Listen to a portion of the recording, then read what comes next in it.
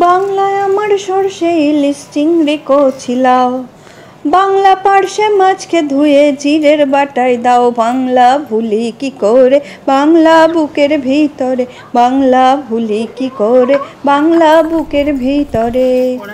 সত্যি বর্ষাকাল মানেই বাঙালির ইলিশ উৎসব শুরু, তাই বানিয়ে ফেললাম ইলিশ পাতুরি। তার জন্য প্রথমে মাছ ধুয়ে লবণ হলুদ মাখিয়ে কিছুক্ষণ রেখে দিলাম। এরপর সাদা সর্ষে, কালো সর্ষে, পোস্ত, কাঁচা লঙ্কা একসাথে মিহি করে বেটে নিলাম।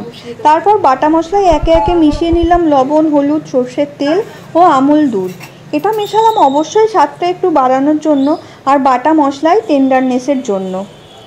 যাই হোক, এরপর টুকরো করে কেটে রাখা কলাপাতা পরিষ্কার করে ধুয়ে আগুনের তাপে সেঁকে কলাপাতার মধ্যে মশলা মাখানো ইলিশ মাছগুলো দিয়ে ওপর থেকে কিছুটা সর্ষের তেল, কাঁচা লঙ্কা সহযোগে বসিয়ে পুড়িয়া করে মুড়িয়ে নিলাম।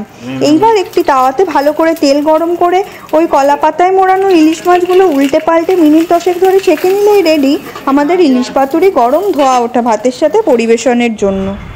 ভিডিওটি ভালো লাগলে অবশ্যই লাইক, কমেন্ট এবং শেয়ার করবেন এবং আমাদের পেজটি ভালো লাগলে অবশ্যই পেজটিকে ফলো এবং সাবস্ক্রাইব করে দেবেন। Thank you.